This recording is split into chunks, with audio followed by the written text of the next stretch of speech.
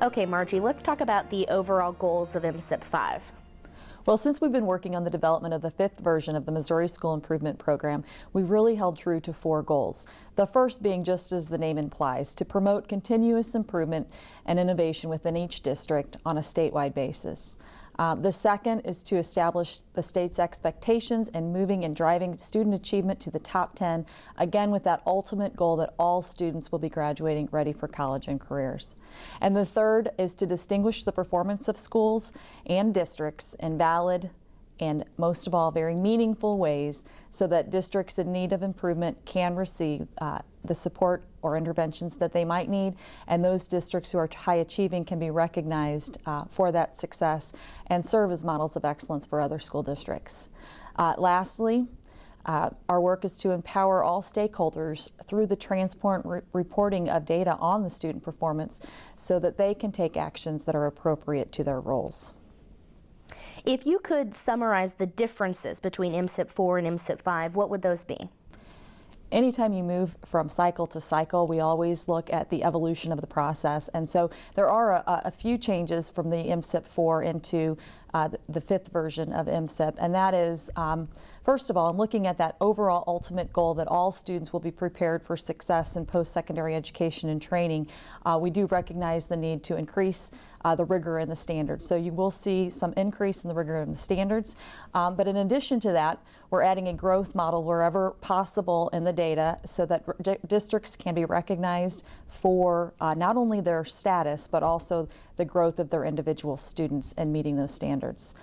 There is a shift in the college and career ready standards from looking at what was previously listed more as a process standard to now a performance measure in those particular areas. For an example of this would be the advanced credit classes, advanced courses, for example.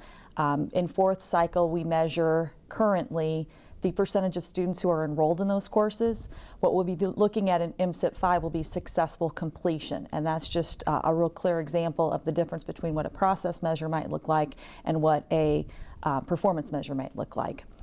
In addition, just as important as increasing that rigor will also be a focus on improving the graduation rate. The ultimate goal of this, again, is that all students will graduate college and career ready, so we need to stay true to that goal and in assisting students in graduation. And so there will be a focus on recognizing students who graduate within 5 years. We're not sticking just with the 4, but looking at a 5-year rate as well. And also for recognizing districts in recapturing those dropouts. There will no longer be a penalty, districts will be only penalized once for a dropout in place of even if that student would drop out multiple times. And so that'll be a big change from 4th cycle to MSIP 5. And lastly, I think another significant change would be the removal of the rigid 5-year cycle. That is no longer in place for MSIP 5. Equally as important at looking at what has changed, I think it's important to focus on what is not different. And what is not different is the focus on continuous improvement of public education for the children in our state. And we do that by holding schools accountable for academic performance and by also promoting the importance of best practices to deliver a broad range of quality educational services and continuing to provide the local school boards and the local administrators the flexibility to make these decisions. But I know that was just a real brief, quick oversight. A much more detailed crosswalk is available on our website, and it shows the very specific differences between 4th cycle MSIP and MSIP 5. Margie, some say that MSIP 5 includes a significant list of new required assessments. What are those and what is their purpose? Well, I think before we talk about some of the new assessments, it's really important for us to understand where we currently are. And in 4th cycle MSIP, we currently administer 14 assessments for grade levels 3 through 8, and that is in communication arts, math, and science. At the high school level, we are currently administering 4 end of course assessments in communication arts, math, science, and social studies, and that makes for a total of 18 MAP assessments.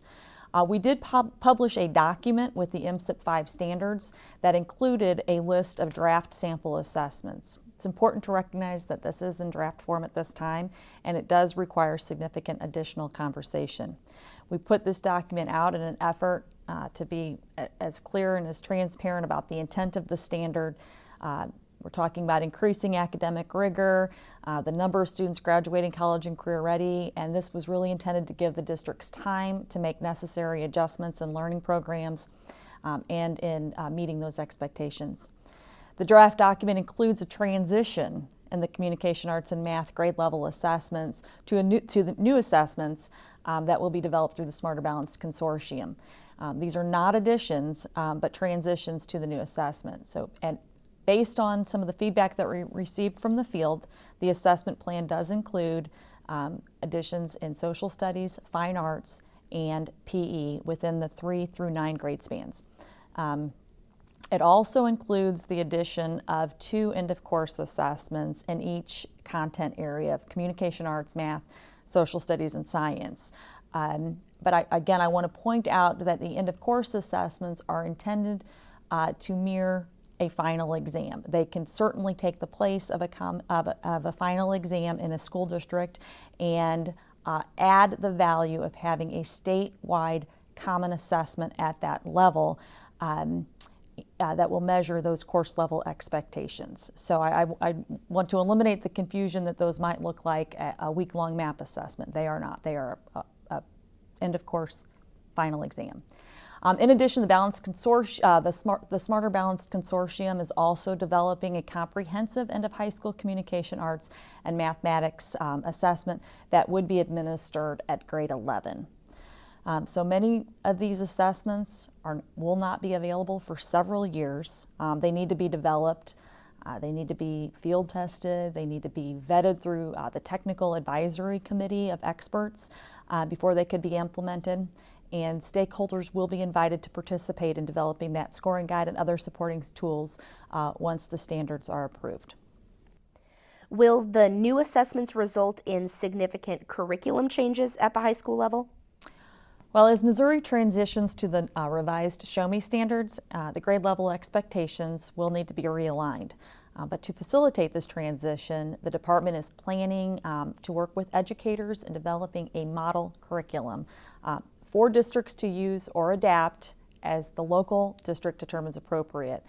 It is true that students will be expected to demonstrate competency in all of these content areas, and so in order to do that, a model curriculum will help guide those decisions. But curriculum will continue to be established at the local level, and local districts will determine how to present that material, how to ensure that students master those required competencies. So will MSIP 5 establish a state-mandated curriculum? No, MSIP 5 will not establish a state-mandated curriculum, but the department is working on establishing a model curriculum to assist districts in meeting these standards. Margie, some are saying that MSIP puts too much emphasis on college readiness at the expense of career and technical education. How do you respond to that? Well, I think there is a specific base of knowledge and skills that all students must have in order to be successful beyond high school, in both college and in work. And what we all hear from business and industry is that technological advances and customer requirements for entry-level positions are as rigorous, if not more so, than the first-year college experience. Our students need knowledge and skills to be prepared for today's workforce and whatever the future may bring, whether that be advancing technology, new skills, and the ability to be lifelong learners. This is important for all students. Why are the resource and process standards being removed?